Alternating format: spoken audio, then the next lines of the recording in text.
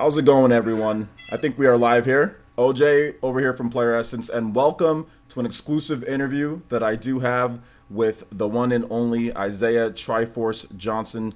Has joined me to talk a slew of different issues across the FGC, I would say, across the competitive gaming community, Guinness World Book of Records, all sorts of stuff. Twin Galaxies. There's a number of different things that we're going to be talking about.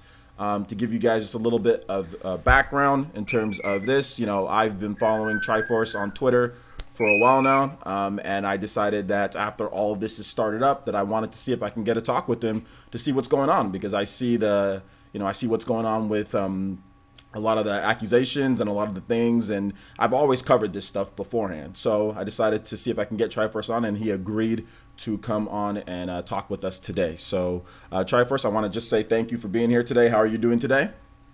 Thank you for having me. I'm doing better as of days. There's a lot of stuff going on, but I'm rolling with the punches.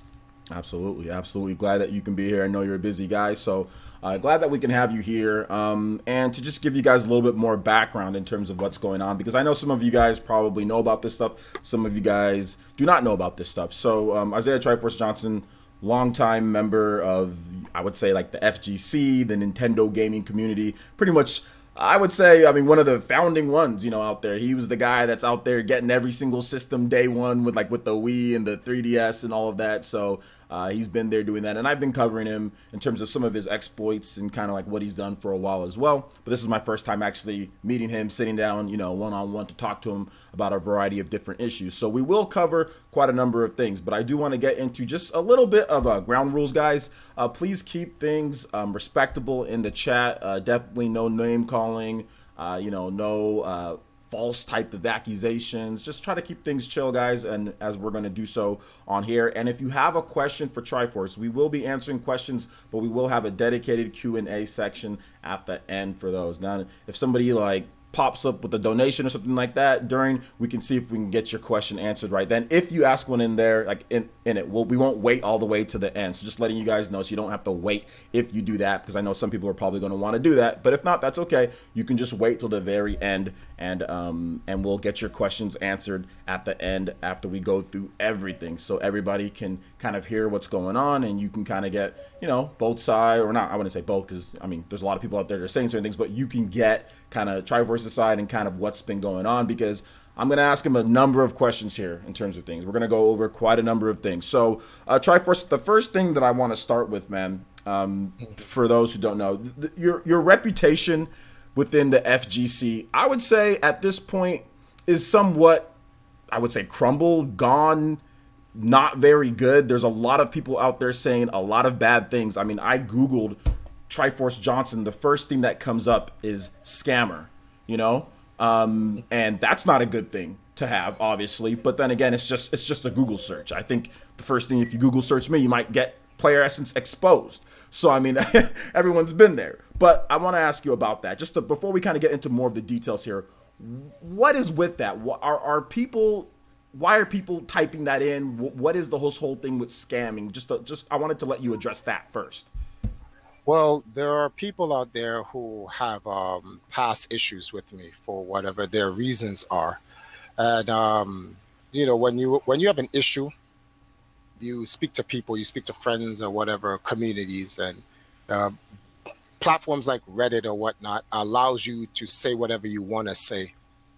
You don't need any proof or evidence. Just say what you want to say, get it out, and then if no one contends it, that's facts. That's the age we're living in. So we have a couple of players who have left our organization. We have a bunch of players that's left our organization, but we have a select few people who have left our organization. They've said some negative things about the organization leaving, accusing me of owing them money, and the whole, I don't know if you know about the dine and dash situation with Knuckle Do. And I've done my best to kind of put out the full uh, details regarding of it, but no one cares about the full details. No one cares if I'm in the right. It's not the point. They have to see what is the negative aspect of it? Because it's drama, and drama entertains. So if I come out and I say, for instance, the situation with the Dine and Dash with Knuckle Do, who says, I ordered food, got up and left and didn't pay it, and left him to pay it, people go, oh, what a scumbag. So, that's just pretty much it. The full context to it is that he offered to pay for my dinner. We had a conversation about when he was a former member of EMP. He didn't like the conversation, so he then reneged on wanting to pay for the food after he offered me to buy it. And I didn't want it. I actually rejected it. But see, no one cares about that. No one wants to talk about it. It's better for the memes that they have of me sitting there, and then it goes Triforce orders meal, and then the next one's like Triforce you have to pay for it, and then I vanish away. That's funny. It's entertaining. It's drama. So people, they don't care about whether or not he offered to pay for it and then reneged on it. So I got up and left him to pay for something he said he was going to pay for. So that, along with, I'm sure you've heard of the Mewtwo King situation, where Mewtwo King accused me of owing him $16,000. When I put the context to it, that he was back charging me for an agreement we made regarding his sponsorship with VVV, which is very simple. VVV wanted him to leave EMP, and they were going to sponsor him a couple $100 if he just left EMP and came onto their team. I told Mewtwo King, I will match whatever VVV gives you if they stay as a sponsor with you, so you benefit. You get money from both Empire Arcadia, which is your team, and then VVV as a sponsor. So he saw opportunity. We would benefit from both sides, so obviously he's going to stay. So he stayed. But unfortunately, he was found guilty for colluding in an MLG tournament, which got him banned for life. Me too. But yeah, and this anyone who knows about MLG 2010 knows this. There was a lot of some of the scenes that do things like, you can't dive to a player in a tournament so to give them a chance to rise up in the bracket, knowing that you're going to come back and then eventually just beat everyone coming out of the losers bracket. So you can't do that. In the local scenes, a lot of the players did that on the low to help their friends. They were going to win the tournament regardless. So let's say you get to winners finals, right? When you get to winners finals, it's you versus your friend. Now, if your friend goes to the losers bracket, he has to now fight in losers finals to beat some guy he can't beat. So let's say I go, okay, I agree with you. I'll dive to you in the winners finals, go to the losers bracket, and whenever that guy comes up, I'm going to beat him, and I'll meet you in the grand finals. I'll just beat you, but you'll get second place. That's called collusion. Yeah. Mewtwo King did something like that with a player, and the player outed him in a conversation. They sent the conversation to MLG, and MLG found out about it. They were very upset, so they banned him.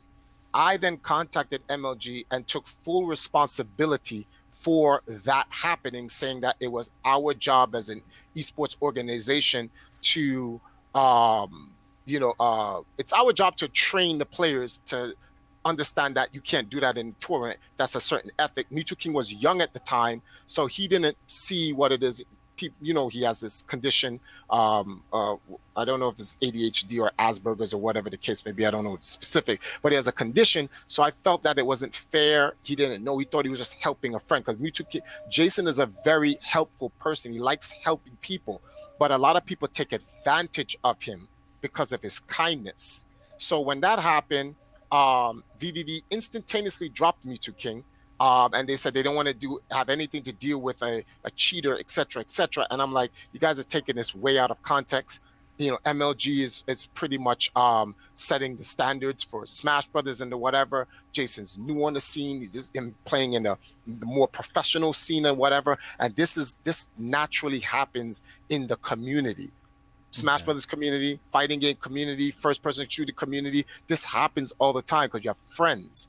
So I wrote a letter to MLG. I asked them, we apologize for that. We'll write a letter. We'll make a public apology. Empire Arcadia will take that to the face.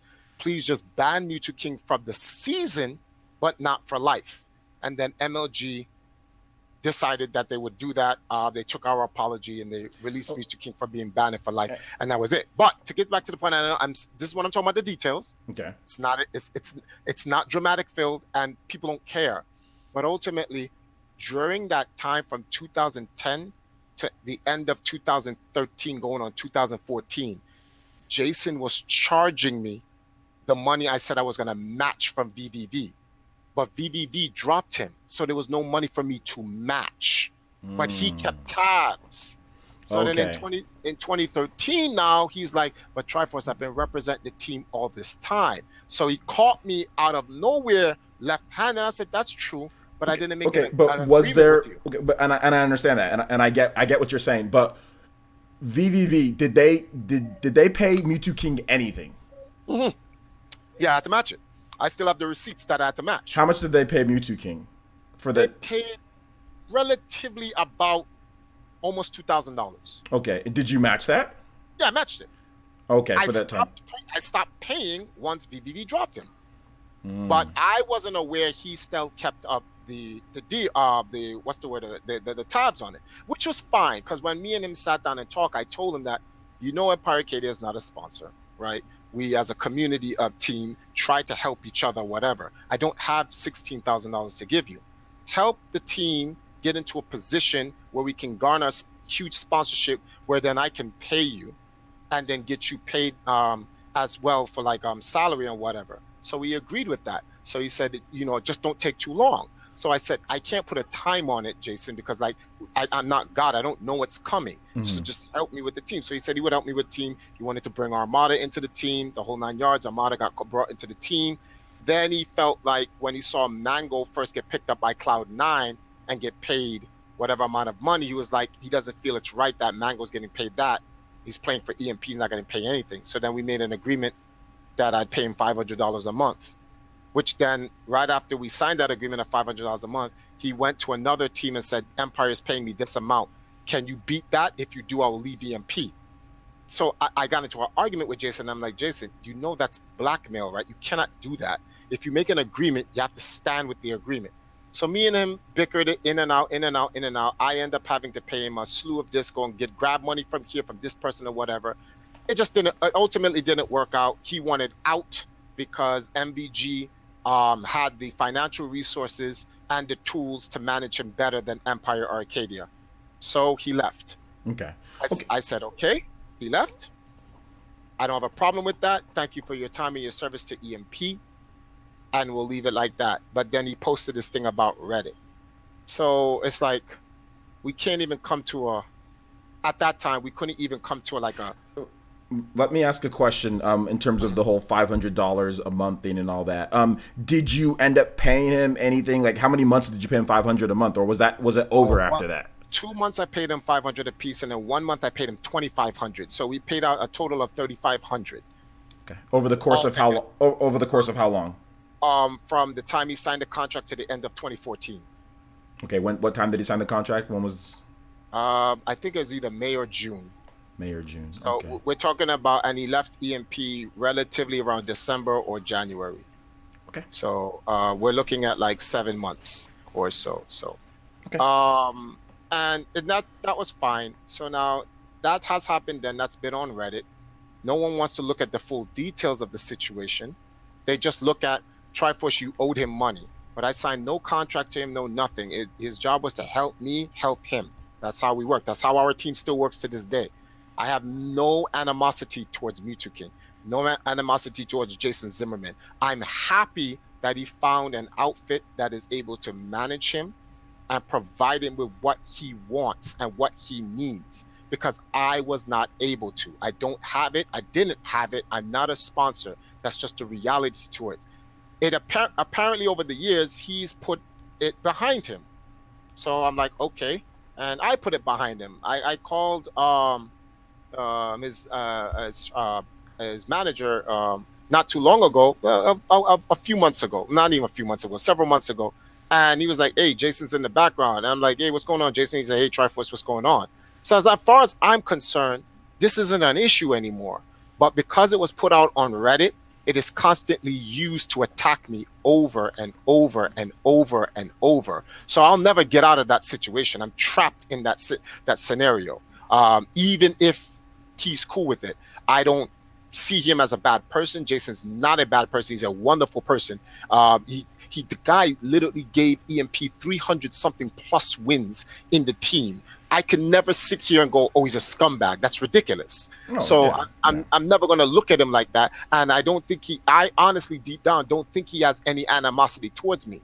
But the public opinion believes so, and they push that narrative. So okay, so as someone, like I said, this is probably what I know the most when it comes to this whole situation. And I saw the Reddit post. I've seen all that, but from what I've seen, as someone who's not in the Melee community but watches from afar, okay, someone who I watch all the events, so I saw this as it was going on. The reason why I bring this up, guys, because I saw some people in the comment section saying, "Well, why is this being brought up again?" Well, because this is being brought up again because there are people out there that are bringing these things to my attention, whether it's through DMs or through anything else, and saying, "Oh, well, you're talking to Triforce. Well, what about this?" Or there's the stuff that I still see that is used, like, "Oh, well, he's a scammer. Look at what he did to Mewtwo King," because Mewtwo King, I mean, along with Knuckle Dude, but Mewtwo King was probably the highest profile.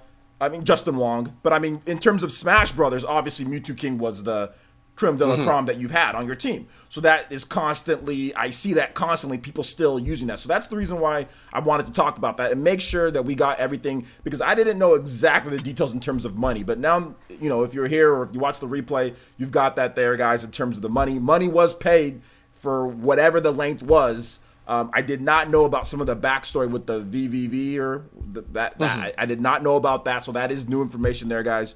So take it for what you will on there. But we are going to move on to the next topic here. And this is probably more of the meat and potatoes. Triforce, I definitely want to talk to you about a couple of these things because this is kind of more of the current events, what's going on here, man.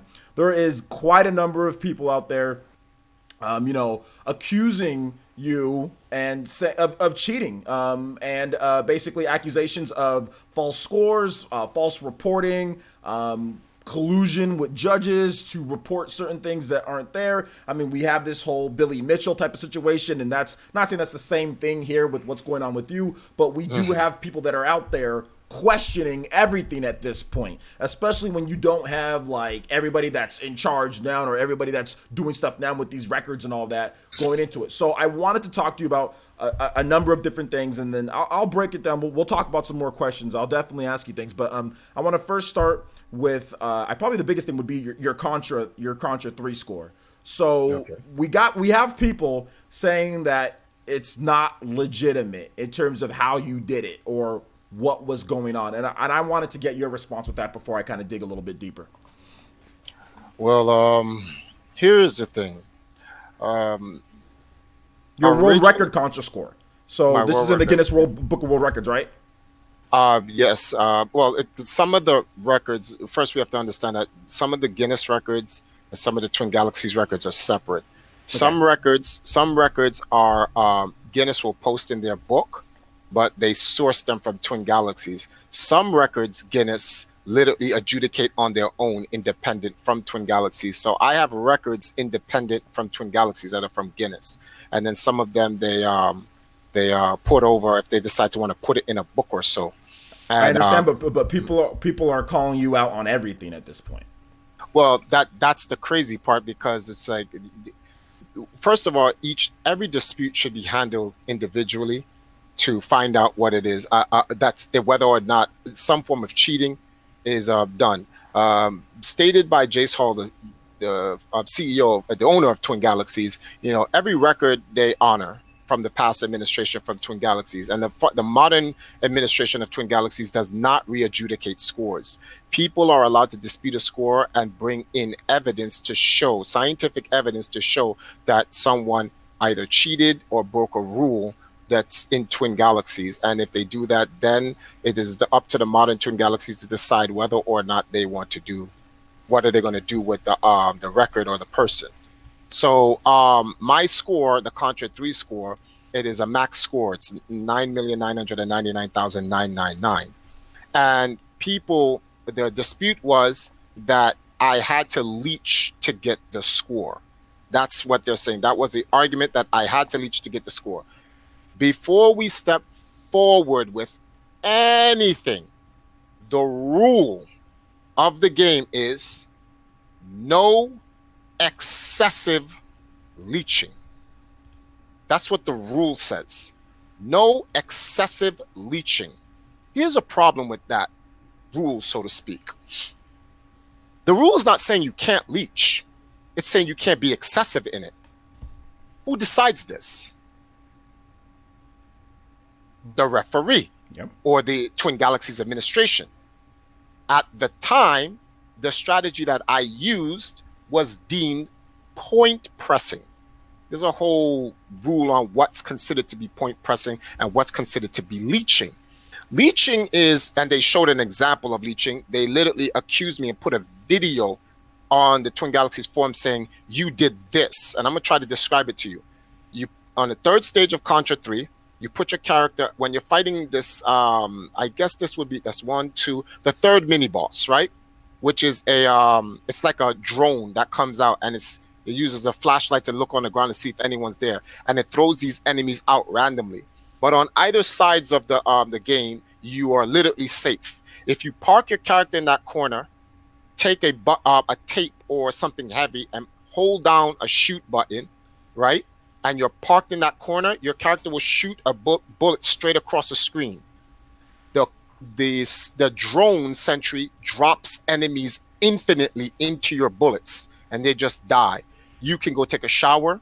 You can go make a sandwich. You can get with your boys. You can go to the supermarket, movies. You can stop by your girl's house, play Bubble Bobble, Dig Dug, come back, go to sleep, go to work, come back, get back to the game, max score. And then you pick up the game, and you can go back about playing the game and finishing the game. And that's it. That is leeching. When they showed that, I completely refuted. I said, nope, didn't do that. And they said, it is impossible for you to get the score other than doing that. I said, no, it's not. I have a secret strategy. Then they said, you're lying. You don't have any secret strategy. You're full of it. You're a con artist. You're this and that. And I'm saying, it's kind of funny. The secret strategy was mentioned years ago about it. It's just that the people who know it don't really talk about it. They just keep it to themselves. So what happened is, when I did my secret strategy years ago and I did it in front of the ref told me, I don't necessarily know that's cheating. To the ref, he says, you follow the rules, right? Who is the ref again? The ref is Lance Eustache. That is the name of the ref. Okay. Right? So the ref said that I followed the rules. That doesn't make it leeching. My life is constantly in danger. If I stand still or unattended to the game, I will die. You literally must jump, dodge, and shoot to destroy the eyeballs that I was farming to be able to survive. If you do it incorrectly, you will die. You will die enough until your game ends and you cannot get the score. So you have to actually shoot these eyeballs because they're randomly bouncing all over the screen. So you can't park your character, leave your game unattended and whatever. Plus, it's in a boss battle in which you have to eventually kill the boss. So there's forward progression. You're at the end of the game. So okay, go on. Sorry to interrupt. And I see what you're saying with your strategy and all that. The judge at the time obviously didn't have a problem. Like he said, he doesn't know, but it does seem like everything went through normally, right? After that. No. The judge says he feels that what I did is okay, but the judge had to find out if it was legal. And it ended up being legal, right? The judge went to the head staff of Twin Galaxies at the time. It was brought to Walter's attention. Walter, after review from the one of the administrators and Walter himself, Walter concluded that no, it's point pressing, it's not leeching. So that was the end of it. The score went in. That should be the end of it, though, right? Since Walter Day, he is the original founder of Twin Galaxies. Yes. Am I correct? Yes, correct. Okay. And he said it was okay, right? The Lance's one of Lance's superior refs that he reports to, because there was a bunch of refs that you had to report to. I don't know if David Nelson was one of them at the time, but it's David Nelson, I think Todd Studin, and a couple of other refs as well. They were all in there's a bunch of different refs, so multiple people can interact with the different refs. And Lance had to go and talk with one of them, and they cleared it. That's when Lance came back to me, he's like, no, they said it's clear, you're good. So the record went in. So that should just be that. And now what about Jace Hall, though? I mean, and I hate to cut you off again, but what about Jace Hall? 'Cause I know you mentioned him. Now, as I was looking at different things, I've seen a number of videos, man, and like I said, it's not looking too good with some of the videos by a guy named Meme Troll.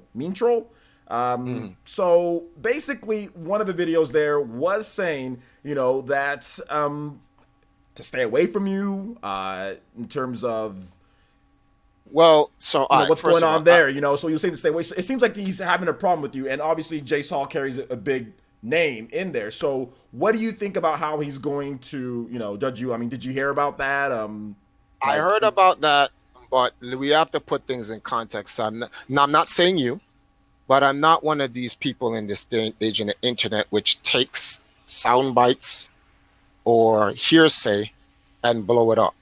One, I don't know if Jace Hall said it. In the video from Meme Troll, he said he spoke to Jace Hall and Jace Hall told him that Jace Hall does not like me and he would want people to stay away from me. So he's saying Jace Hall said that. okay, yeah, I have no evidence to state that Jace Hall said that. So unless Jace Hall says it himself, writes it out, calls me, tells me, or something I can see from Jace Hall, I'm not going to take hearsay, right? But for the sake of argument, let's say that it is true Jace Hall said that. That would be really unfortunate. And here's why. Because that's the head of the Twin Galaxies organization. And I'm in an organization where my records are now being under investigation.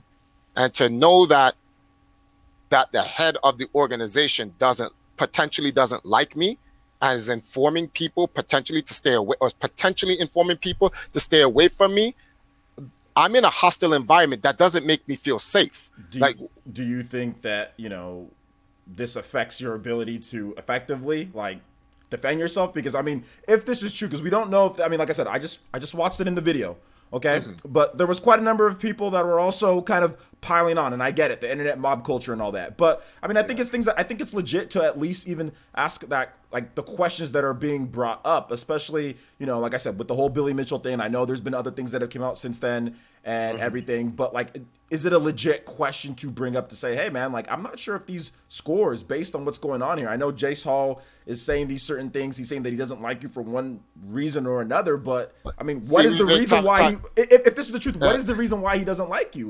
What did you do? What is the case? Like I said, I don't know if he said that. That's somebody saying he said that. See, if I'm going to be fair, if I want people to be fair to me, the rule has to apply to someone else. People say I say stuff that I don't say, and they say, well, Triforce told me. That doesn't mean it's true, because unless I say it, then it's not true. So someone said Jace Hall said this. So I can only take it at 50-50 right now. It is neither fact that he did or did not say it. It is simply said someone said he said it. So I have to give it the benefit of the doubt that he didn't say it. If he didn't say it, I shouldn't have anything to worry about. If he did say it, then that's really just, what can I say? Then that means so this man does not, if he's telling people he doesn't want to deal with me, then that means he doesn't want to deal with me. So then that would kind of make sense why there's a attack on my records, not a record, records, multiple. Yes. And all of this stuff going on with Meme Troll and all these other people. So clearly this could mean that he doesn't even want me in his organization. So if that's the case, then I'm doomed. There's nothing I can do. That's if it's true. I'm not saying it's true. Yes. That's if it's true. Because I just watched it from another video in terms of so just to let you guys know what this person said that he heard Jace Hall said, who's, Twin Galaxies, Mr. Twin Galaxies right now at this point. So Triforce, I see what you're saying there, and I get that. But there's also, we talk about the Contra, Contra 3 type of deal, but I also wanted to get into another one that people are kind of investigating, or at least they're a little worried, saying that this couldn't have happened or there's no proof, and that is the Play 10 Choice Super Mario Bros.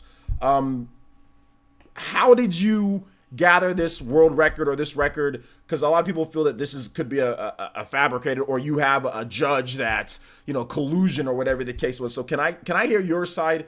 I've heard a bit of it. Like I said, I've done I've heard what you had to say before, but I wanted to hear what you have to say today with that one, on that game particular. I know we covered Contra, but what about this one here, man?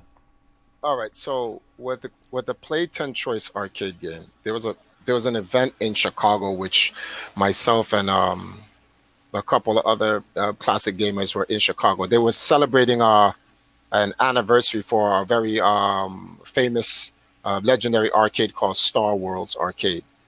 And I was invited along with Walter and some other people.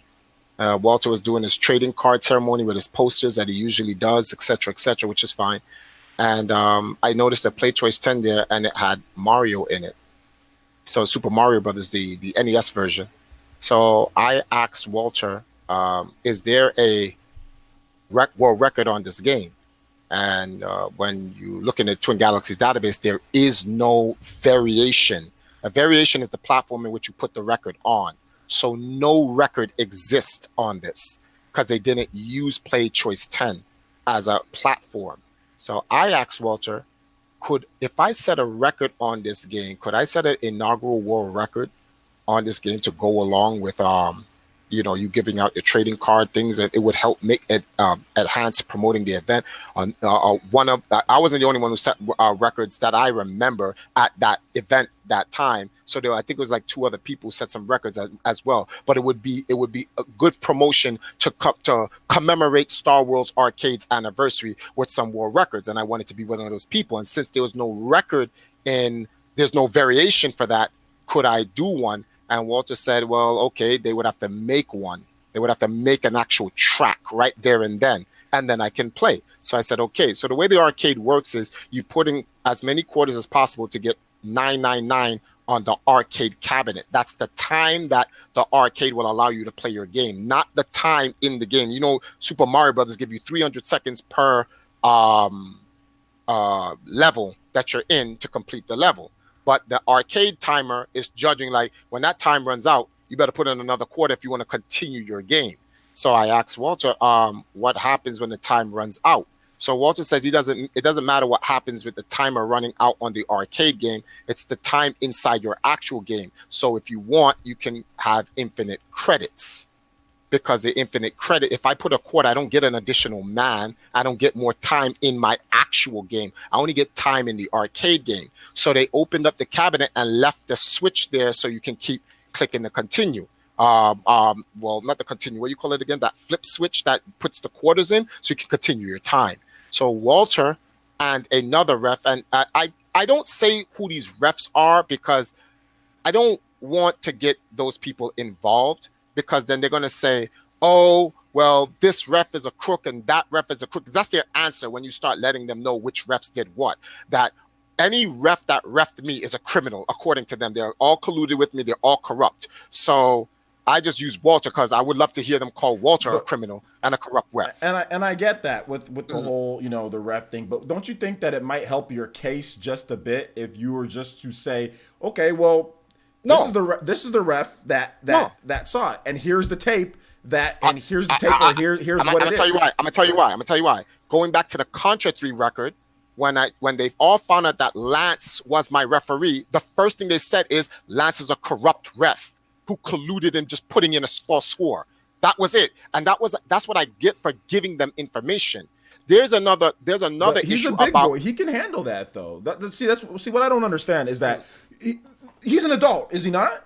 Yes. That's gonna. I mean, this type of stuff's gonna happen. Triforce. Like, if people are gonna say collude and all that, but can they prove that? So I think that when you don't say who the refs are, or when you don't put out there like, okay, well, this person was the one who saw it. Like, this is my validation. I think that causes a little bit more of like, hey, wait a minute, he doesn't want to tell us who the refs are. What's going on here? The reason, because I've learned my lesson watching what happened to Billy Mitchell and Todd Rogers. They're not looking for facts. They're looking for information to draw their narrative. The goalpost keeps moving. Originally, when you look at my Contra 3 record, it was I sat in one corner, I shot enemies infinitely to get the score. That's how I did it. That's what I'm being accused of. That's leeching. Then it's like, no, that's not what I did. You don't have a secret strategy, Triforce. When the strategy came out, they were like, the strategy I'm using is leeching. And I'm like, wait a minute. You never knew the strategy until someone showed it to you. So how can you determine it's leeching?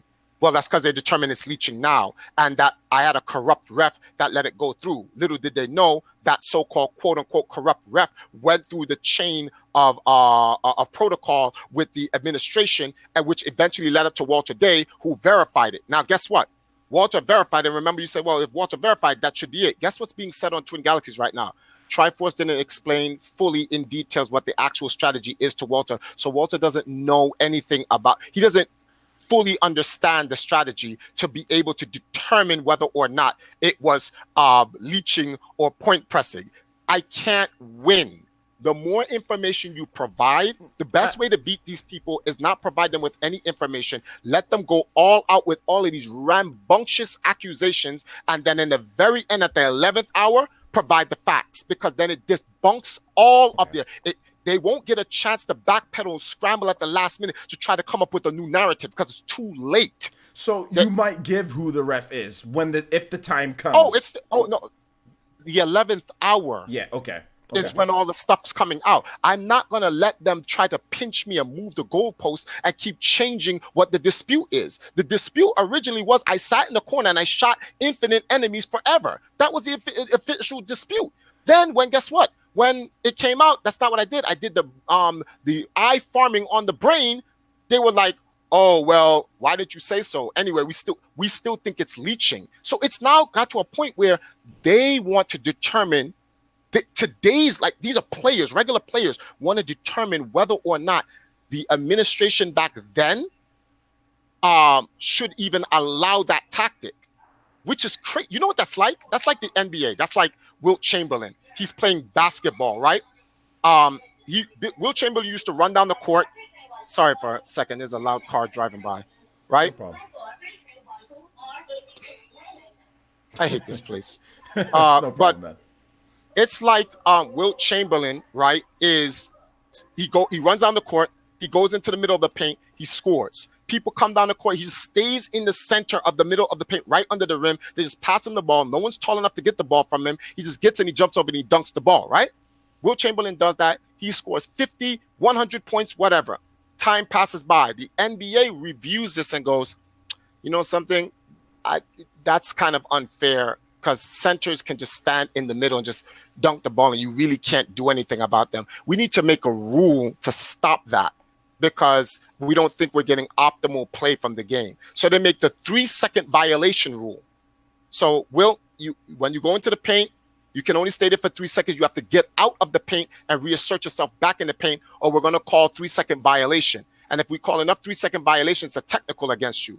But imagine this. They put that new rule in, and they go, well, since we're putting in this new rule about the 3-second violation, the 100 points you score does not count anymore. We're stripping that from you because of a new rule we're putting in today.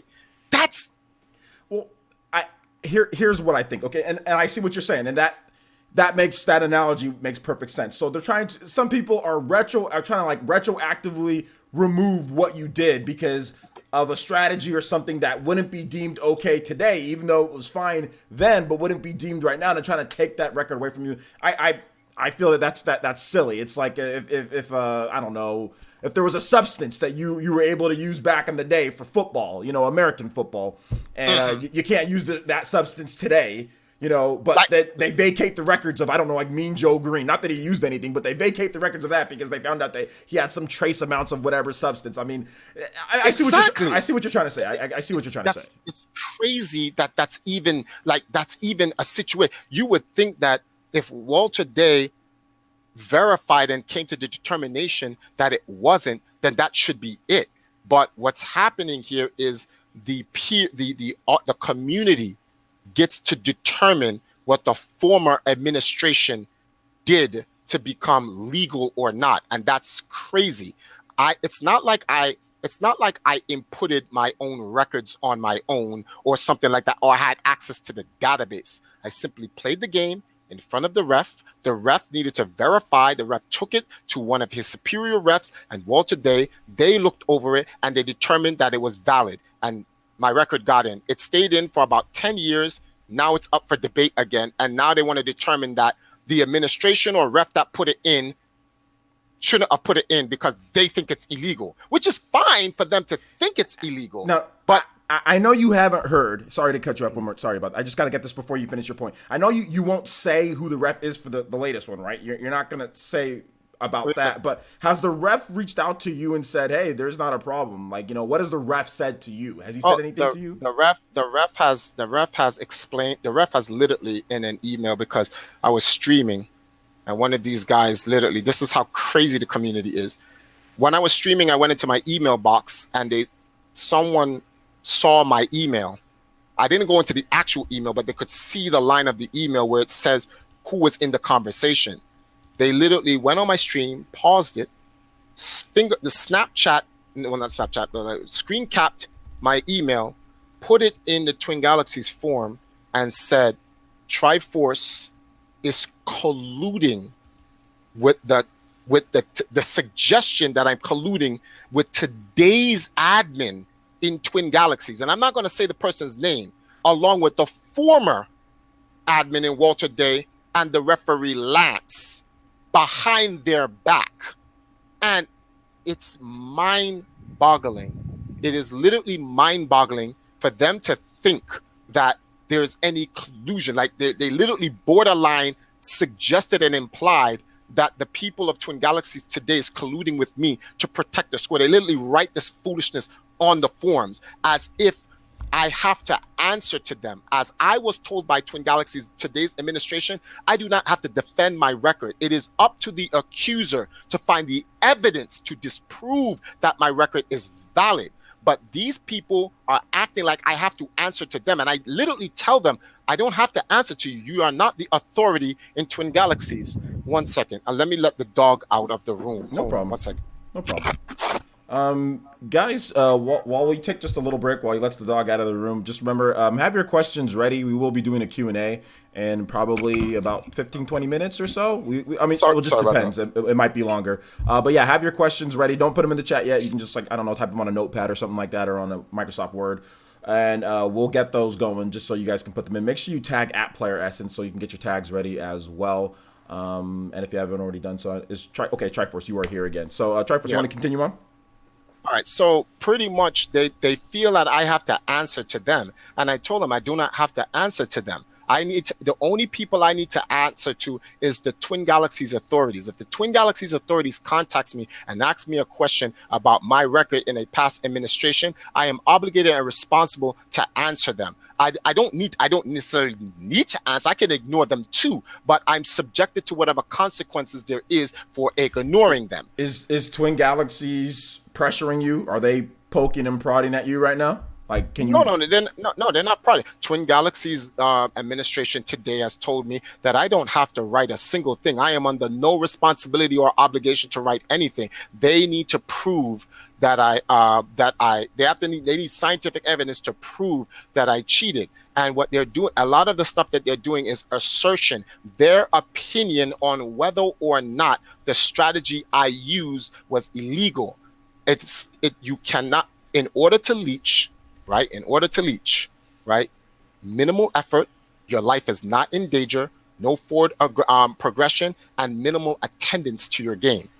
That's what leeching is. You can park your character one place and gain score without doing nothing. Your character is not in danger, no nothing. The strategy I use, my character is in constant danger. In fact, the longer I do it, the more it requires me to be able to compete, because it's fatigue now. I have to maintain that skill pace, that skill set, to be able to farm for the points, which they deem leeching. And that's fine. I'm not saying they can't deem it as leeching. If their opinion, it's leeching, that is fine. If they want to rule that strategy today is leeching and they're going to change the rules, they can change the rules. But I should not be punished for something they want to change today, retroactively. That is done in no sport in the world whatsoever. That's my stance on that. So getting back to the Mario thing with the play 10 choice, I was allowed to max out the timer on the arcade so I can complete my game. And it was authorized by Walter Day. And Walter Day had his administration put in the new variation for me to get the score. No one knew that except for Walter Day and the senior ref that he asked to put in on the platform. The other refs came to understand later today, where did this variation come from? But none of them asked Walter. So they thought that I teamed up with Lance, which Lance wasn't even in the state. We were in Chicago. Lance was in New York. That I teamed up with Lance, and that Lance created the variation and put it in. And they accused me for that. Once again, not knowing the details. And that's why I say nothing when they make these accusations. I want them to just outright accuse me come up with everything from I worked with Joseph Stalin. I'm a descendant of Hitler. I'm working with Putin. I want them to put it all out there. And then I go, well, here's the facts. And it just makes them look more irrational, makes it look, showcases and exposes the witch hunt for what it is. There's another dispute against me, my versus Super Mario Brothers score. Listen to the rationale for the dispute. No one was there but Triforce and the ref. So the score is illegitimate. Okay, is there any footage of you doing that? No. Don't you feel that since there's no footage of you doing that, people are already sitting, I mean, people already, like I said before, people are going to make up say all sorts of things. Is it legitimate for people to question your scores and your everything if there's no tape and there's no... You can question my score all you want. I have no problems with that. You cannot dispute a score based on what you feel. Is there any footage of it at all? There's footage of, because I'm waiting for the 11th hour on that, I plead the fifth on that. I don't want my enemies knowing. But why not see this is where I have to intersect a little bit, because why not come out and just say, yes, there's footage. It might come it could come out at this point. It could not. What's wrong with just letting me know if there's footage or not on this one? Because this is one that people are attacking you on, and I think that if you plead the fifth right now, which is fine, you can plead the fifth. Your boy is actually a participating ace attorney right now. Heck, I got out from court earlier today, so I know all about that, and I know about people who like to lie in court and stuff like that. I'm dealing with that right now, okay? So I'm learning quite a bit when it comes to this court stuff. But I want to let you know, I think people are going to continue. They're going to see this, and they're going to say, oh, wait a minute, he's pleading the fifth on something? They're going to bring up Dave Chappelle. They're going to put memes with you with Dave Chappelle saying, I plead the fifth. You know, and they're going to do all sorts of stuff. So, like, why don't just come out and say it? That's the trap, because I know that I have enemies that will go above and beyond. I'm putting down my trap card, and I'm telling them, well, I did get the record. I know you don't believe me. And I have evidence that's going to disprove what you're going to do. Show us the evidence. Nope, make your move first. Okay. This is chess, not checkers. If I make my move first, this is all they're going to do. They're going to get whatever I got, try to break it down, and move the goalposts. That's it. They're just going to move the goalposts all over again.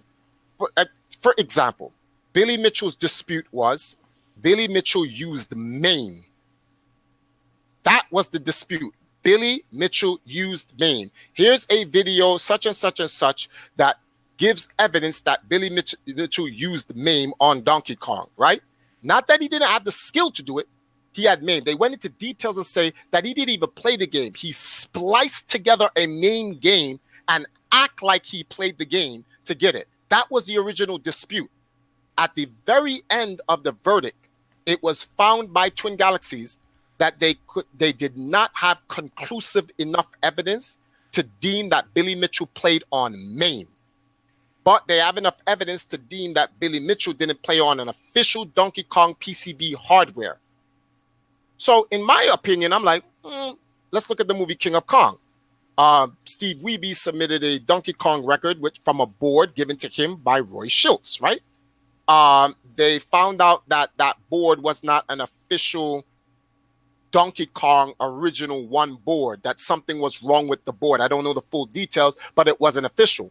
Well, Walter Day simply invalidated that submission and asked him to do it again. For Billy, that's not the case. They couldn't conclude that it was main, but not only did they remove that score, but they removed 5 other scores that he only had 6 like records or so. 5 other records, and the other arcade scores that he had dated back into 1982 when main didn't even exist. Wiped out his Twin Galaxies legacy, banned him from Twin Galaxies, and then wiped out his Guinness legacy and banned him from Guinness. All because he didn't play on the official PCB board. So when you look at it, that's like, why capital punishment? When it happened to Steve Wiebe, he simply was told to redo it again. When it happened to Billy, capital punishment. So when you look at that and then you hear potentially Jace Hall hates you and that potentially Jace Hall doesn't want anyone to deal anything with you, you're scared. I can't go out just giving out information. That's me telegraphing all my chess moves. I'll get killed. And I don't know if I'm going to get a slap on the wrist for whatever they deem. They make capital punishment me. That's madness. Who would do that to themselves? I'm not going to do that to myself. I will keep I have other information. Those 11th hour information. I even have information after the verdict.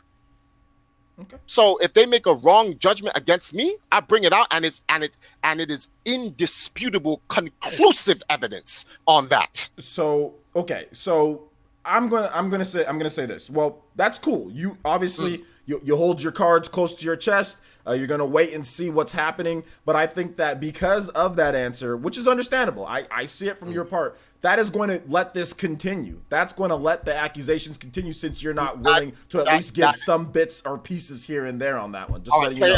Play essence. I'm gonna make a bet. I'm gonna make a deal with you. Okay. When the Contra controversy ends, hypothetically speaking, the Contra controversy ends, I successfully defend my record. I will go on record all the full details of my Contra dispute. They're going to still attack. Remember, Contra is still in the dispute. New information is coming out now. Dudes have come on my stream, asked me about my Streets of Rage records. Dudes question whether or not I'm good enough to set my Tetris records. They've questioned my Play 10 choice on Mario Brothers. They've questioned my versus Super Mario Brothers. This is what they're going to do. They're going to go into the database and they're going to go through all my records. That's what they're going to do right now. I'm sorry.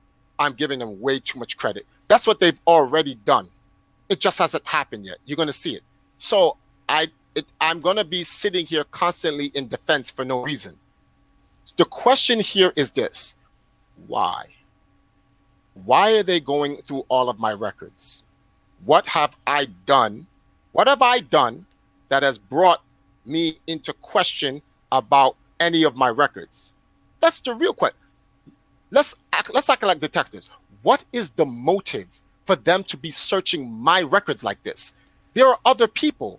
Well, from someone looking from the outside in, I would think it's just a combination of just everything, right? Like, I would say, even dating back to the whole Mewtwo King situation, I would say just a combination of everything. I would say that people, the combination. I would also even say with you, how much you've defended Billy Mitchell in this situation. I would say that might even play a part into it. Now, like I said, I don't know if that's the case. I can't speak for them. I'm just a player essence out here, just and asking the questions. But I mean, I would think that would be maybe one of the reasons why they're trying to look through. And if they got a successful, conviction of Billy Mitchell, they're looking, at some of the stuff here. They're not putting some of the stuff isn't adding together, so therefore they're attacking you on that. And like I said, when you start saying stuff like, okay, well, I'm not going to give any information at this point, or I'm not going to say anything, or I'm not going to give the ref's name, I think it just kind of adds more fuel and more fuel and more fuel to the fire, to where you have to come out in something like this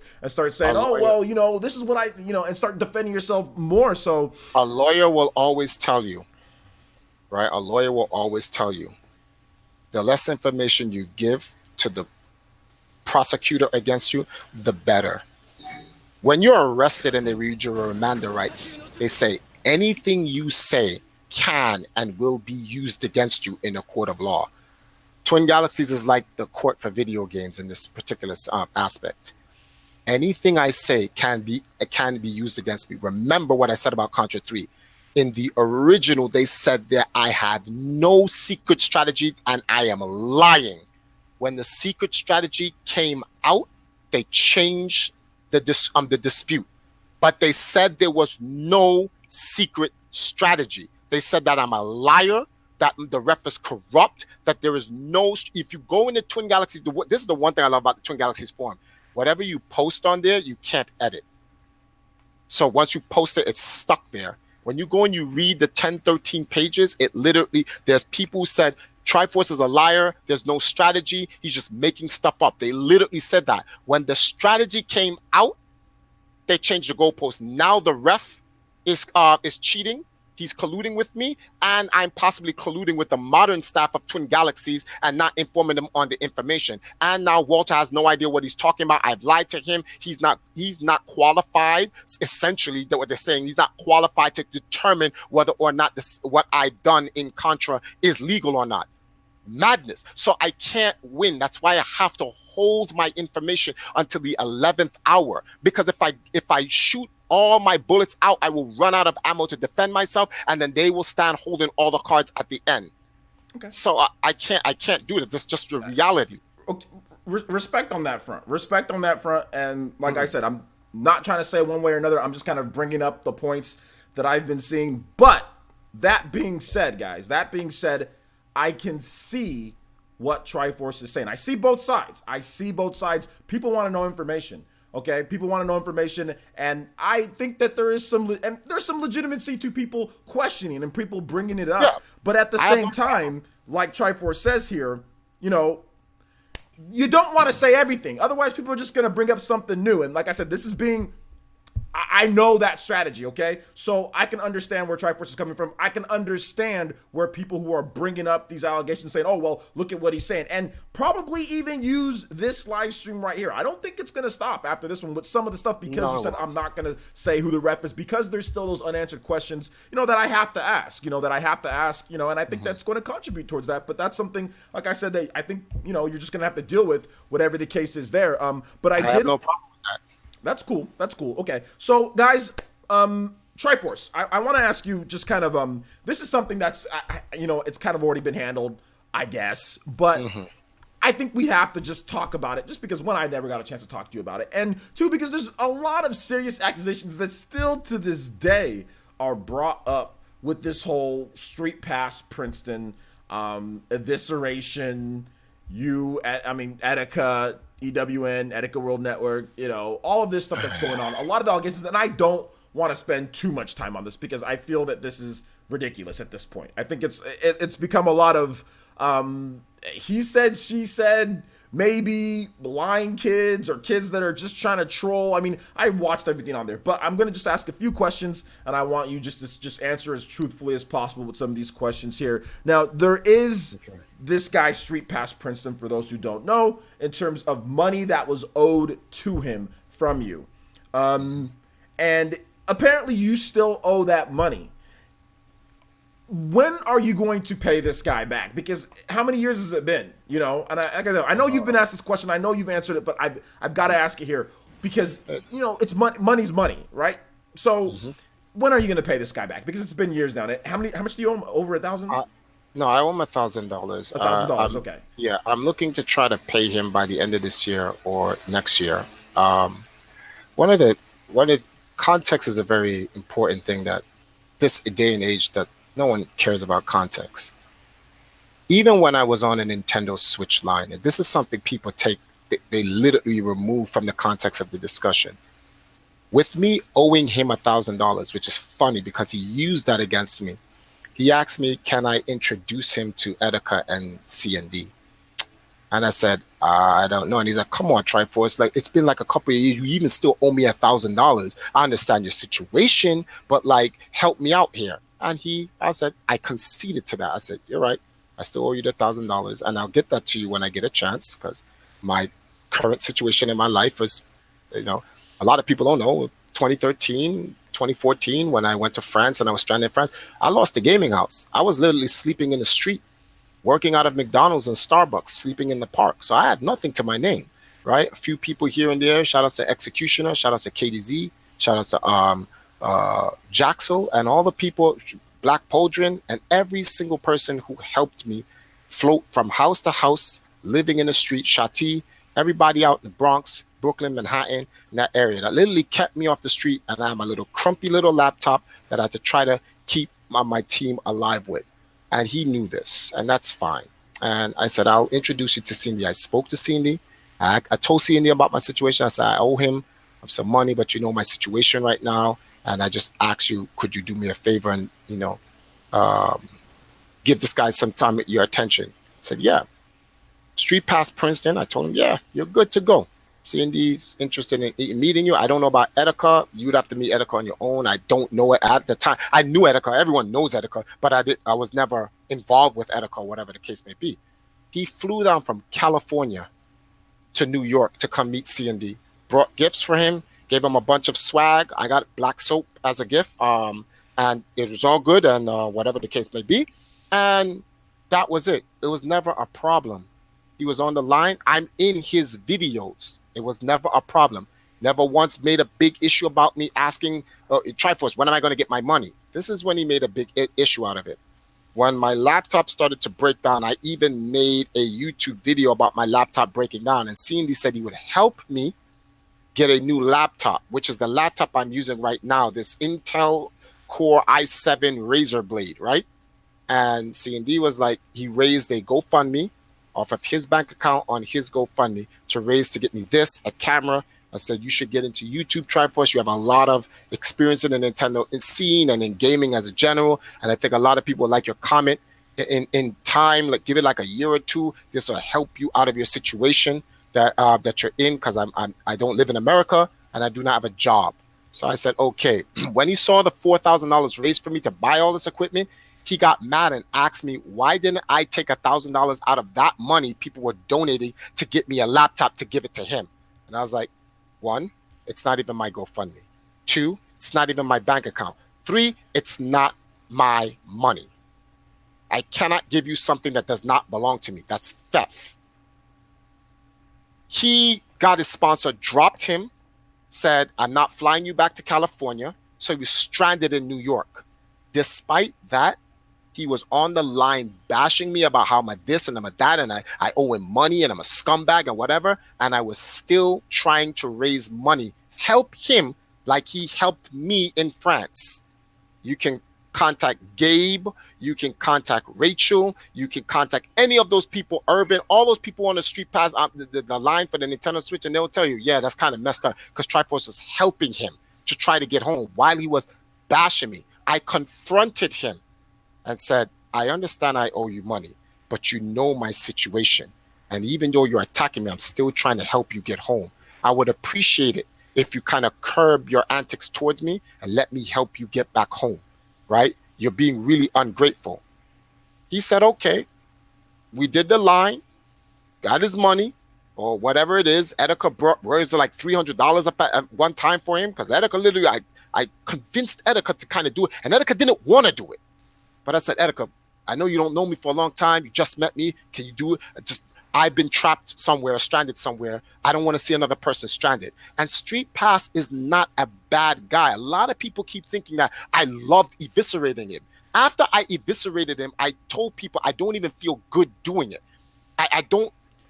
Okay, and I understand that, but looking back, and I watched the evisceration, and guys, and I know a lot of you guys are talking about this stuff with this whole pedophile type of thing going back and forth. I'm just gonna sit here and say this, and I think Triforce can agree with me. Nobody's did any pedophile type of things.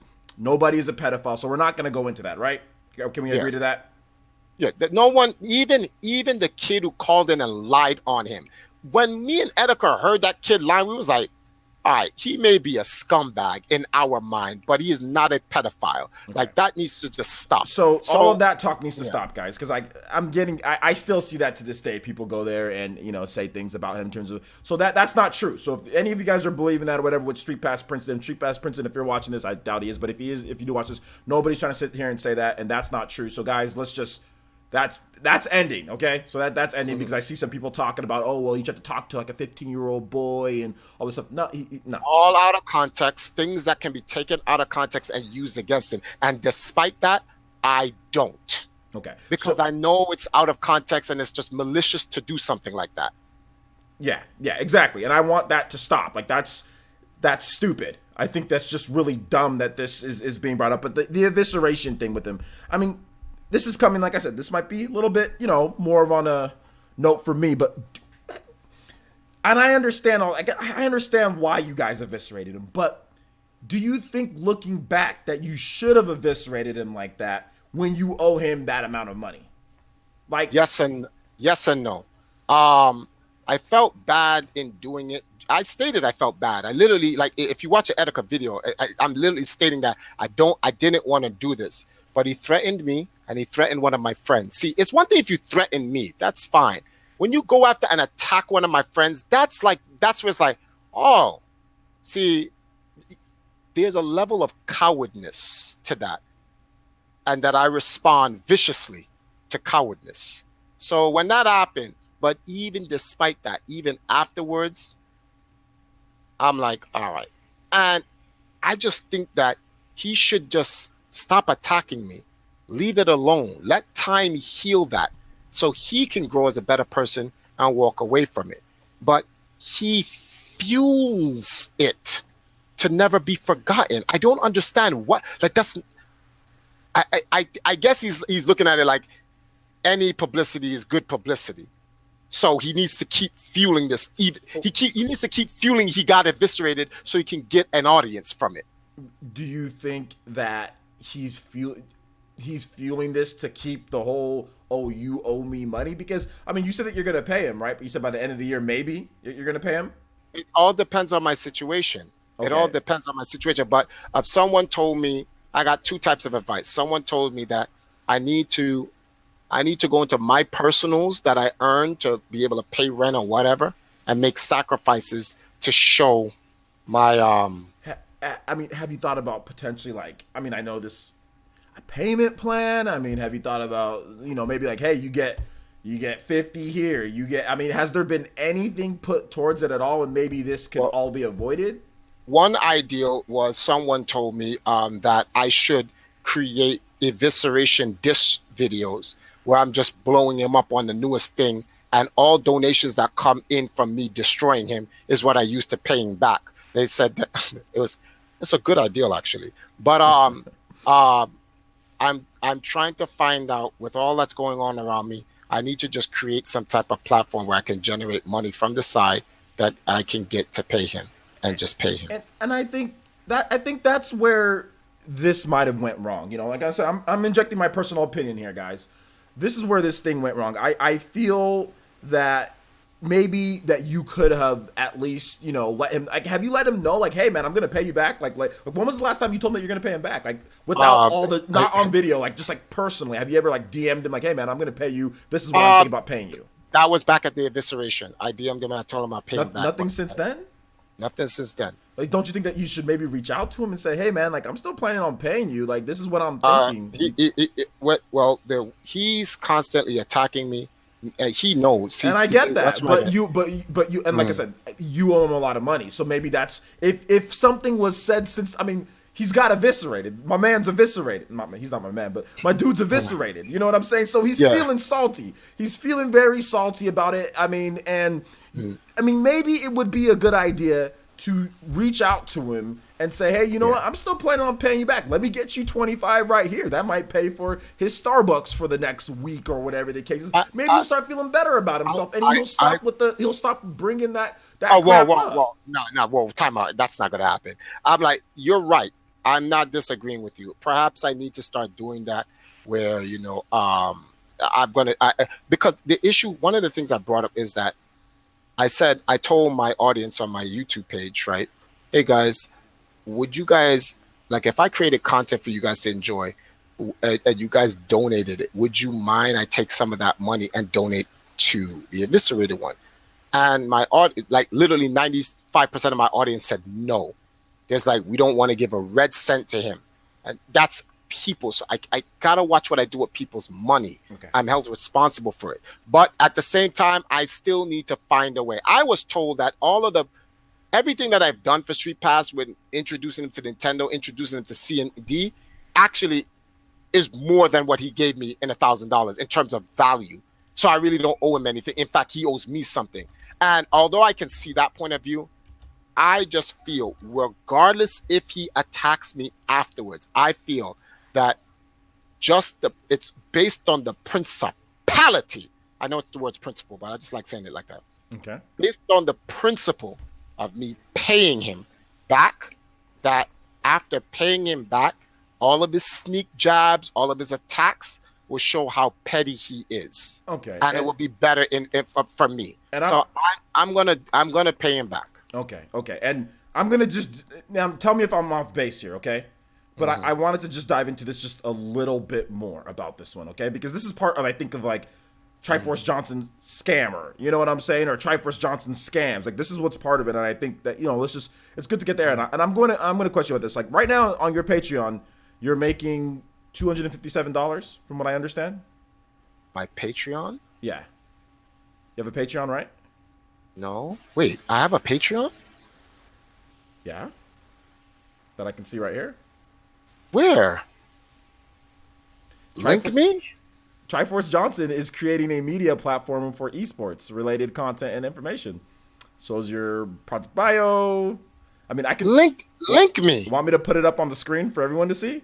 Put it on the screen for me to see. I have a Patreon. I made a Patreon? This is not yours? Wait, let me see. Wait. Okay, hold on. Oh, I gotta watch the. I gotta go onto YouTube and see it. Give me 1 second. Okay. I'm thinking this is yours, but I mean, wait, is it GoFundMe or Patreon? this is Patreon. All right, give me a second. I'm gonna double check real quick. I'm going to Twitter. I'm going to your interview thing so I can see. All right, so I'm coming right now. All right, let me see. Holy smokes! What the? When did I do this? Okay, well, I mean, you do have this, so like, could this maybe help go? How do you collect from Patreon? I will give this man this $257 right here, right now. I am dead serious. I mean, well, it's not up to me. I'm just asking. Like, I don't know how you're going to delegate your funds or whatever the case is, but because that's money. Because that's money made from okay. I am going to look into that. I swear to you, I will look into that tonight. Okay. And if that is $250 made from my Patreon based on content I'm making for my platform, well, that's already been done. So I'm gonna go collect from that. What year does it say that Patreon was at? There's no way that I would know like a year. I mean, maybe I can look at posts and see when the posts were put up, but it seems like it hasn't been updated in a long time. The last post I see is 2015. Wow, so I probably made a Patreon and didn't even remember. So yeah, I'm gonna look into that. I'll tell you what, I'm gonna look into that, and if that, I'm gonna contact Patreon and find out if that's real. If that's real and everything's set, and I could collect that funds, I will take that entire $257, and you will see a social media blast of me paying StreetPass Princeton, that whole thing as my first step towards paying him back. Okay, well, I want to make sure this isn't like fraudulent by somebody that's out there, well, it looks using real. Your name and all that. That's why. Can you tweet me the Patreon address? Like I can DM you the link. I'll DM you the link right now. DM me the link because I want to see. Yeah. I don't remember. I know I was going to get into Patreon once, but I don't remember me ever getting into it. Yeah, it seems like obviously. I mean, you haven't posted anything on here. Patreon's a great way. I mean, and I know you said that you've been struggling. So this is just my personal opinion. I don't think you would put up a shadow Patreon account, collect this amount of money, and say, "Oh, let me hide it," because obviously for people to know about your you got to continue to, if you want to get more money, you got to continue to talk about your Patreon. So based on what you said, it was for me to create a media platform. Well, I've done that with my YouTube, and I've continued to make content, etc. So yeah. So if anyone tries to go that route and make it sound like, oh, Triforce is lying, well, that's not true, because if one only needs to look at my YouTube. 2015, my YouTube was at 4,000 subscribers. 2018, it's at 32,000. So yeah, and one can only say just me being on the line with C and D last year, creating content for an entire month, has already fulfilled the role of that Patreon. So no one can ever say anything. Plus, I got stuff that I'm doing now. So well, I mean, this is public. Like as some people were saying, this is public knowledge out here. It's not like you were trying to. I mean, it's not like you tried to hide or anything. So no, I'm not trying to accuse you of, oh, well, he's making this money on the side of the download. This is public. You can actually, guys, just to let you guys know with Patreon, you can set if people actually see how much money you make. Heck, you can set to even, you can make it to where nobody sees how many people are signed up. Nobody sees how much money you're making. You can just have it there. You don't have to have goals or numbers or anything. It can just be where people put money. So like I said, I don't think there was any type of shadowy type of thing going on, because there's so many different things that you can do to make sure. But I mean, definitely, if this is some money that's coming into you, man, I mean, especially if it's been 257 since 2015, and if you haven't collected on it, or if you forgot how to collect on it, basically you just go to your there's a really easy way to do it. You just go to your settings, and then once you're in your settings, you just go to payout preferences, and then from right there you'll see your withdrawal balance right in the top upper right hand corner. You'll see your withdrawal balance, and then you can put, am I individual, am I a corporation, you know, how that works there. But I mean, if it's been getting 257 each month, I mean, that should definitely be something there for you. So, I mean, just wanted to make sure that we kind of got it all out there with this whole Princeton thing, because people are, I mean, I don't think a lot of people are using that, but I just, like I said, I wanted to make sure that we kind of got everything out on the table when it comes to it, so you can respond to everything. So, hopefully you weren't, you were okay with that question as well. I'm not. There's no question. I don't hide from any question, unless I know whoever is asking me a question is a direct threat from me. Then I reserve my questions for timed responses. I know how this game is played. These guys want to act like that I'm some idiot or something. I'm being paranoid, and like they're really just looking for the truth. They're not looking for the truth, man. They're looking to destroy me. This has been going on for 16 years in the fighting game community. Anyone who knows my history in the FGC or esports as a whole, know this is about destroying Triforce. This is not about finding out the truth. Don't care about the truth. As far as they're concerned, I've been called a pimp, a drug dealer. Like, I've been called everything out of the book. I'm just waiting for them to call me terrorist. Then I know I've graduated, that I've made it to like the hater, the cream of the creme of haters. Like, when you get that line, then that's when you know. And for those who don't know, I'm trying to be funny here. I'm being sarcastic. Doesn't mean I'm an actual terrorist, because people will actually say crap like that. I'm like, oh, Triforce said he's foolishness. This is the day and age that we live in. It's just so stupid. You can't say anything without it being taken out of context. Okay, so I'm looking at it here. So it seems like, yeah, everything it's following through. It's letting people pledge certain amounts and everything, but like I said, there hasn't been anything since 2015. So I mean, that's some dedication from the 8 Patreons there. I mean, because there's 8 and there's 257, so that's dedication there. So I mean, like I said, you know, I use Patreon for like my stuff that I do, my PE Arena Ultimate, and to help pay and fund for that type of stuff. So it's a good platform, but at the same time, just make sure you take a look into it. Make sure you know it is yours and everything. All right, so we're gonna go ahead and get into the Q&A section, guys. If you have a question for Triforce, please tag me at Player Essence. And Triforce, I think maybe we can spend another 15-20 minutes answering questions. Is that okay? Yeah. Let me show you something here. Context. Okay. Feel free. So CoolCam52 says, I cannot believe that he actually tried to say Princeton owes him. Now watch this. Hold on. If you scroll back in your video, I said someone told me that the work I did is more than what StreetPass Princeton gave me, and in fact he owes me. So I'm referencing someone else. But you see what he just did right there? You see what CoolCam just did? Took what I said out of context and changed the narrative, saying that I'm saying StreetPass Princeton owes me. If I think StreetPass Princeton owes me, why am I saying I'm going to pay him? This is what people do on social media to literally, like, it's so sad, because I don't like Donald Trump, and I don't mean to get political, but if anything he has ever done right is in his entire career, from when he started, where he started to when he's president, is when he said fake news. That is the greatest thing he's ever done in his life.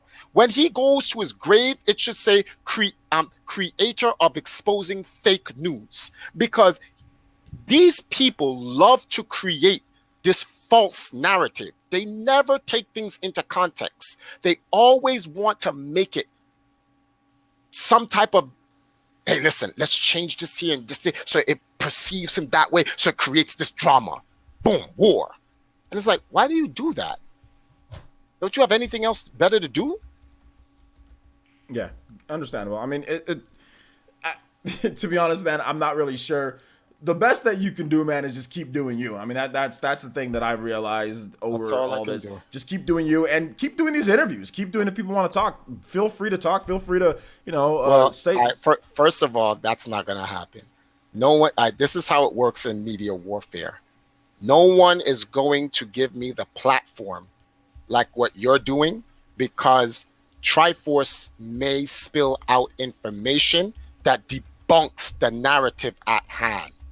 They will interview everyone else except Triforce, so that their narrative remains constant.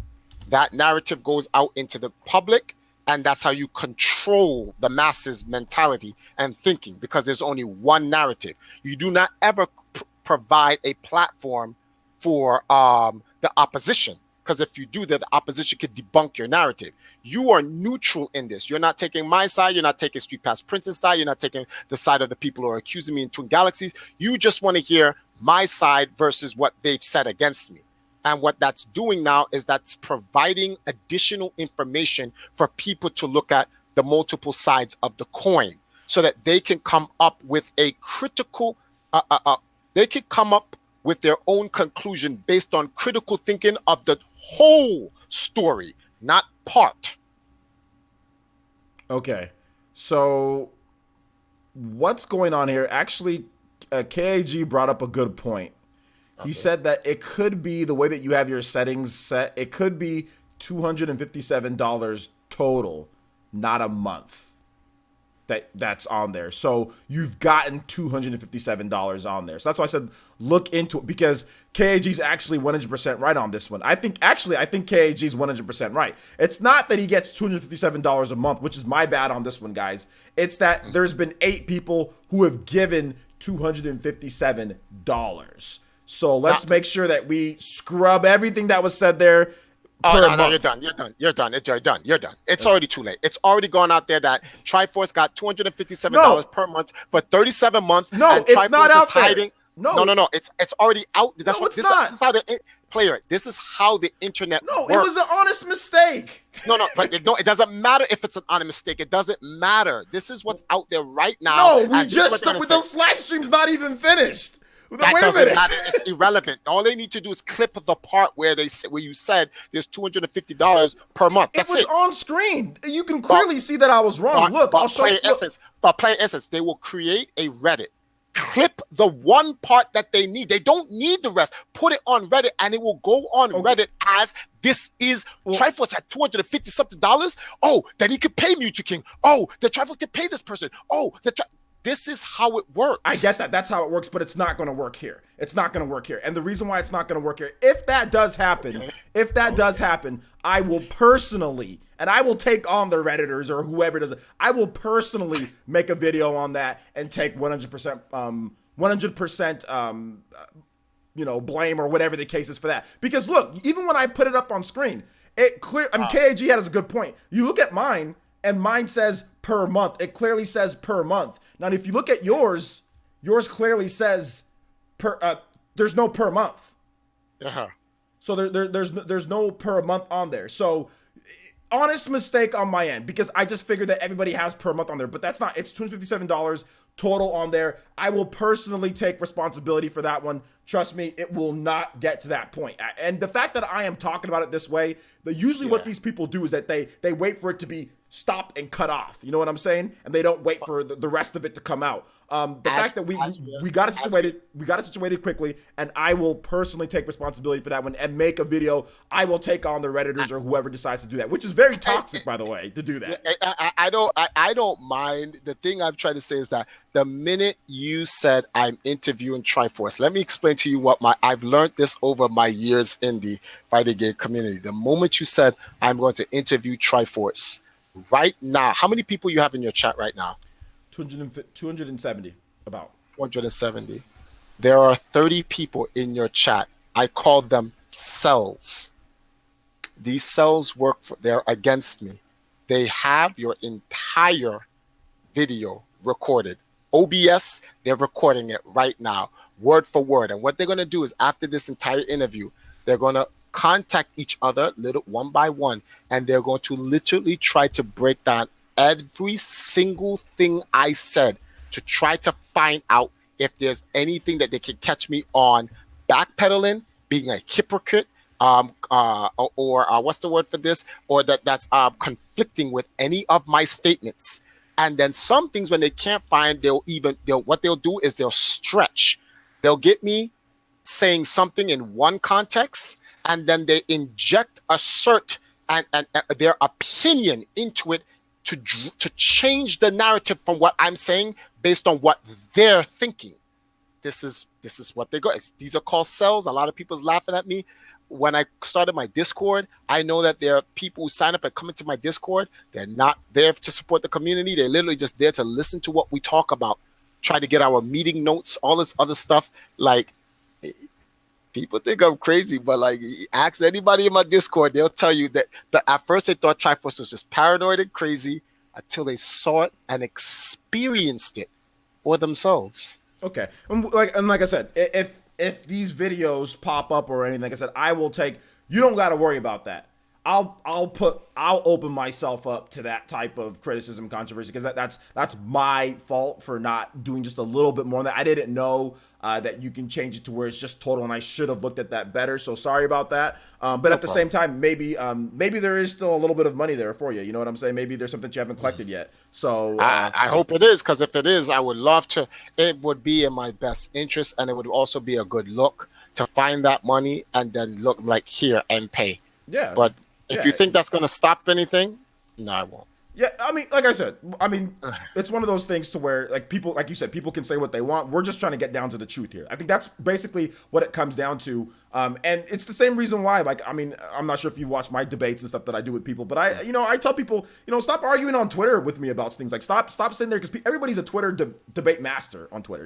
Everyone's an all-star. And then when you ask them, okay, hey, can you come and talk to me face to face? They run as fast as their keyboards can take them. They will make every excuse and everything. And that's when you can tell when somebody is full of it or not. So, I mean, I tend not to take those people seriously, especially those people that just make edited videos, clip and cut stuff and put it up. So I will personally make videos destroying what people say if they try to use my content as that it's to fuel their lives, because it's my face on here, you on here. If they use that, I will personally come out and attack and dispute and destroy what they have to say. And that's not going to look good on their channel, because they're going to lie. Obviously, they're going to lie, because, so I'll personally come out there and do that myself. But let's go ahead and get into these questions here. Thank you, NR Merritt, with the $15 donation.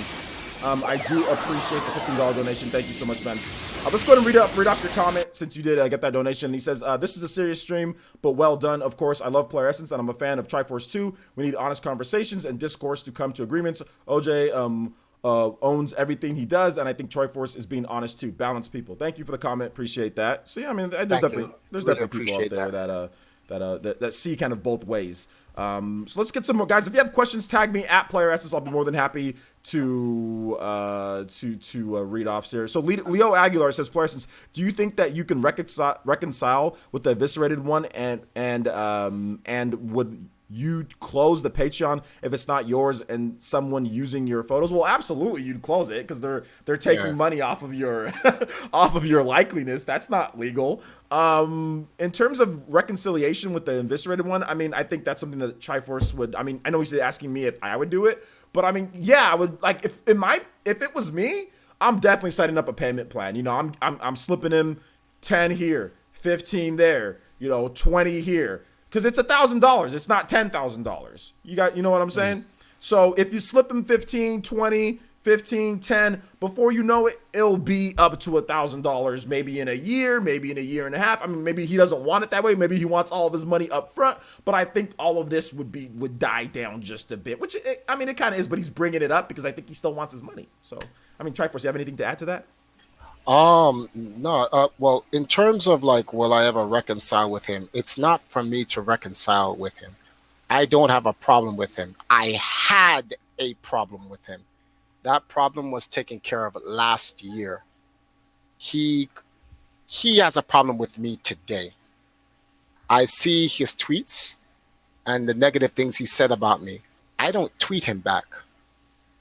I don't make videos attacking him or anything like that. I may make rebuttal videos, but I don't go out and attack him. I don't I don't do any of that. I think I did enough damage already. Anything else is overkill. So, in terms of me, I've already reconciled the situation with myself. Regardless if he wants to reconcile, I have no beef with him. I'm not going to bother him anymore. I'm not going to do anything to hurt him from trying to get to where he wants to be. Like I said, the guy's not a bad guy. He really isn't. I'd known him before he turned into this attitude he had against me. The guy, people don't know that he had StreetPass Princeton in New Jersey and there was StreetPass New York. And he came to me and said that it was very unfair how some of the people in StreetPass New York alienated him, et cetera, et cetera. I decided to work with him. He introduced me to a whole StreetPass scene as a whole. And we networked with each other to bring the two scenes together to work. He introduced me to Abdallah. He introduced me to a lot of people, players in the Nintendo community. And in return, I used whatever clout that I had to help the Nintendo community with my launches and connections to Nintendo representatives and stuff like that. The man just wants to benefit from his work. There's nothing wrong with that. Self-determination. He's not a bad guy. Now, under the situation he was in on that switch line by whatever sponsor that stranded him, I can understand the pressure he went under, and then he lashed out and attacked me. By lashing out and attack me, I have to retaliate and attack him. But I did not retaliate and attack him out of malice. I retaliated and attacked him out of defense. I feel bad for even attacking him. It shouldn't have even come down to it, but it has happened. Yes, but and it's over with, and we're gone. So I wish him the best. I wish him, yes, despite me saying, get off his channel, don't follow him on his tweets, blah, blah, blah. I did that to punish him for threatening me. But he served the punishment already. It's been a year. He's relocated. He's made a new social media platform. He's growing whatever. You don't see me going, hey, guys, the Infiltrator one has made a new platform. This is it. Unfollow him. Don't scroll. No, that's petty. That's really petty. Okay. So I leave it alone. We got another question here for you, Triforce. Right. Hollow says, players, can you ask Triforce where the money for an esports team comes from and what's the advantages of being a part of a team? So, all right, the money from an esports team comes from two places, out of your own pocket or from sponsors and or investors. Esports teams that are starting out, usually you have to come out of your own pocket to create the capital to create to solidify your brand. Once you solidify your brand, then you can market your brand to the market and see if you can get a sponsor and investor to help you expand your brand. In return, obviously, the sponsor and investor is going to want to cut in on the money, etc. But they're going to provide you the capital for you to be able to maintain your operation, pay your players, etc., etc. Empire Arcadia has been going through that up and down throughout the very years or whatever the case may be. Very difficult for us to maintain any, especially with all the bad news that we keep, the bad promotions that we keep. I literally had to give up on the American market completely, 100%. I have to go to my homeland of Africa's market and try to establish something there where I already have enemies calling up. Like one of my enemies called up one of my partners and said, don't work with Triforce, he's a scam artist. So they've already called back to Wakanda and told them, don't deal with me. But my partner is like, we're not going to listen to the colonizers. And that's just how they see it. So it's, oh man, it's just sad. But like, I hope I answer your question. Let's move on. Okay. You guys, if you guys have any more questions, I got Triforce here for probably like another 10 minutes or so.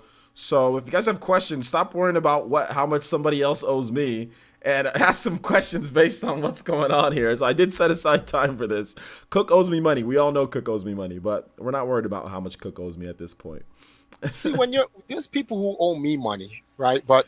And in the sense of, when I say there's people who owes me money, there's a lot of people I've helped. No one I ever gave money to, I ever said, you owe me. Every dollar I give away to help people, whoever it is, friends, family, or strangers, I give it away literally with the intention I don't want it. If I want it, I wouldn't give it away. If I need it, Definitely want to give it away because I need it. Okay, here's a good question. Venom Snake says, "Can you explain what happened to Triforce old team that had Justin Wong? Is there anything? What?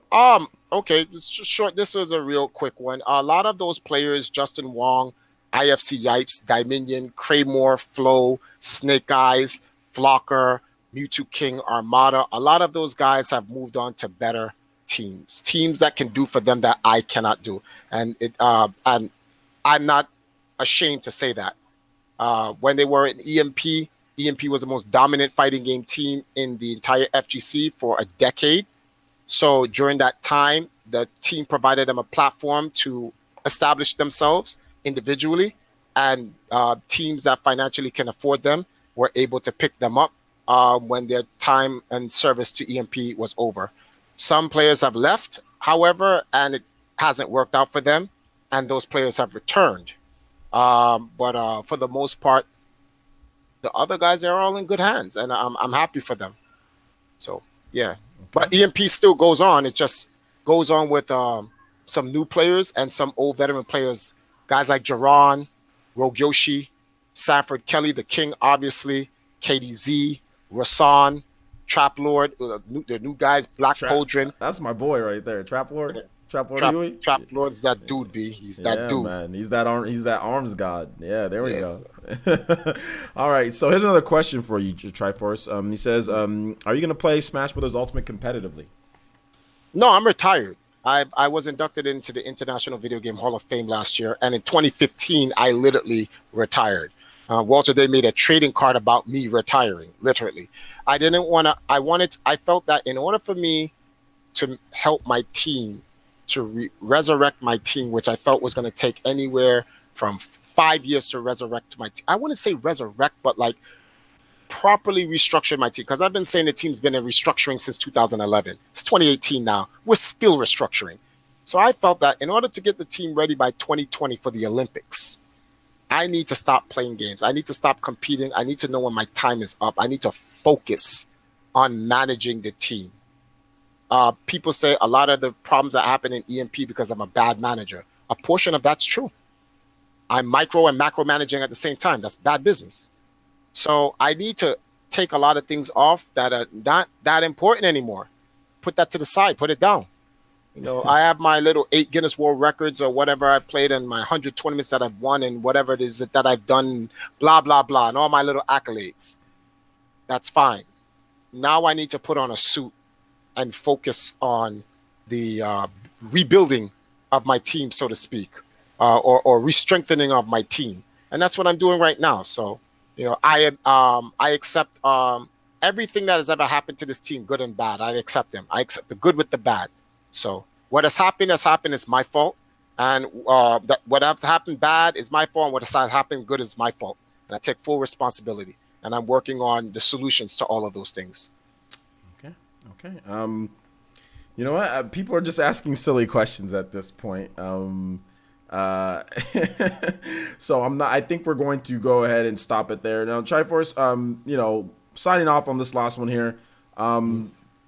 Is there okay, hold on. I think we have another question here. Spyro, we'll get this question in. He says, players, right. A big fan of your work. Triforce, what got you involved in the Nintendo community, and how is it you got started playing games? So you want to answer that one? Yeah, real quick.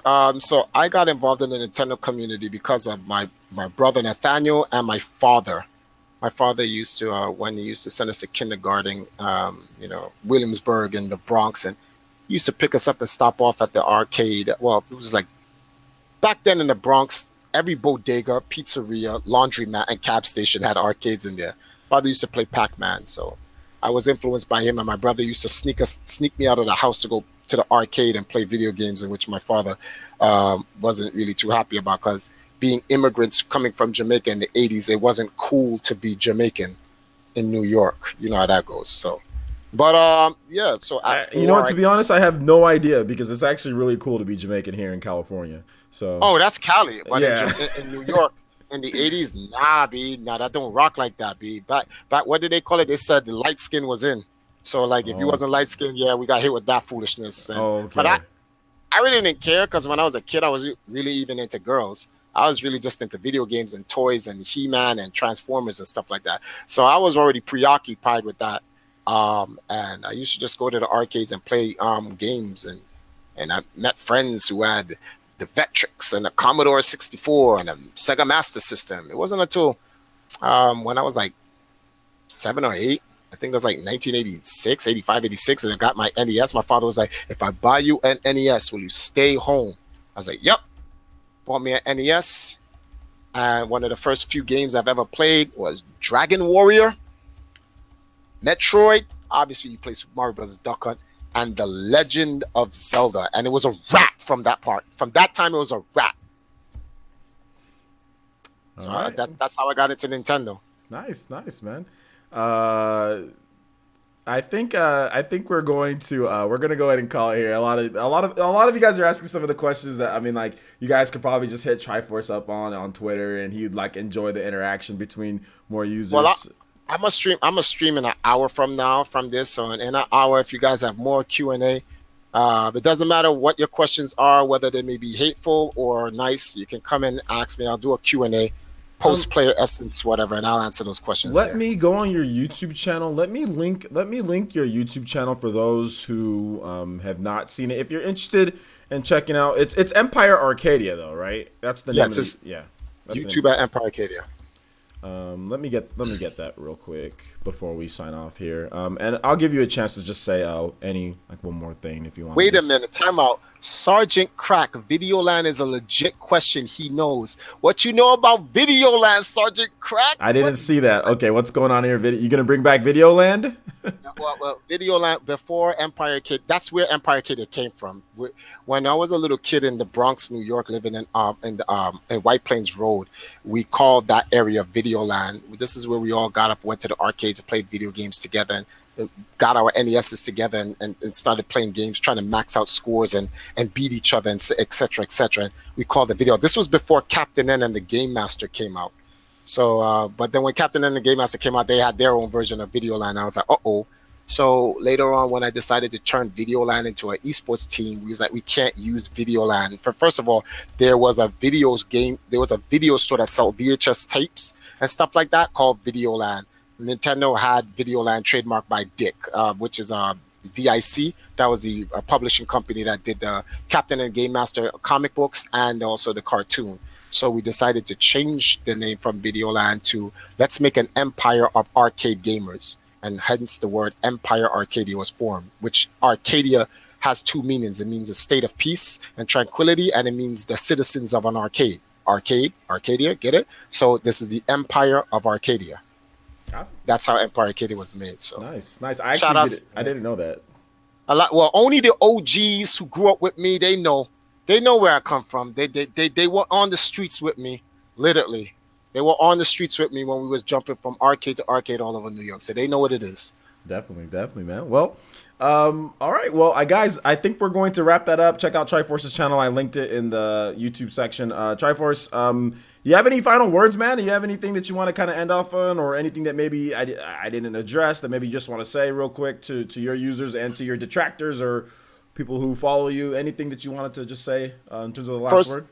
First, I just want to thank you for being, for literally being neutral and providing me a platform to address these topics, which they will never go away. I'll have to do this again another time, but I just appreciate the fact that you went out of your way to do that, since you were so interested in the topic after seeing Keemstar interview me and all this other stuff. But what I leave with everyone here, whether you like me or not, that's fine. If you don't like me, I'm fine with that. All I ask you guys to do is look out. Look out for the three sides to a coin. You have the heads, you have the tails, and you have the edge. The edge is where the truth is always found. You know what? To be honest, I thought you were gonna pull out the power glove, dude. Just for a second, I thought you were gonna pull out the power glove, but you did. I was like, oh, the power glove's coming. He's gonna do something with the power glove. And the power, like I said, the power glove is retired. Here and there, I wear it in certain respects to certain things. show that might pay homage to the old school time, but like outside of that, that's pretty much it. It's all good. It's all good. All right, guys. So that wraps it up for this one. Thank you so much for watching. I do appreciate all the questions. Thank you, NR Merit, for the donations. Also, I want to give some quick shout outs to the people who subscribed towards the or just throughout the whole thing, because I didn't read those off. But shout outs to EMP. Is it Zura? I think that's one of your boys. Zuru, yeah. Yeah, Zuru. Shout outs, man. Thank you. Also, Bruce Kent as well. Barry19401, Enduring Soul, DH, George, and once again, NR Merit for the Toby Blaster donation. Really do appreciate that, guys. Thank you guys so much for watching. I really do appreciate it, and I'm not fanboying Jerry on XP. I just thought he was going to pull out the power glove. That's all I thought he was going to do. Anyway, thank you guys so much for watching. I do appreciate it, and we will see you guys for the next one. Like Triforce said, he is having a stream, so if you want to watch that later tonight, I think I don't know if I'll be doing a stream or not. I might not. Just keep it tuned. Follow us on Twitter. Also, Triforce. I'll link Triforce's Twitter account. You can follow him on Twitter if you want to follow him there as well. All right, thank you guys so much for watching. We'll see you guys for the next one. Before you go. Oh, no problem. What's up? Oh, there it is. The power glove. There you go. All right. So you guys see the power glove. Yes, I still keep it with me. All right. Good night, guys. All right. Take it easy. The power glove's out. All right. Take it easy, guys. Bye-bye.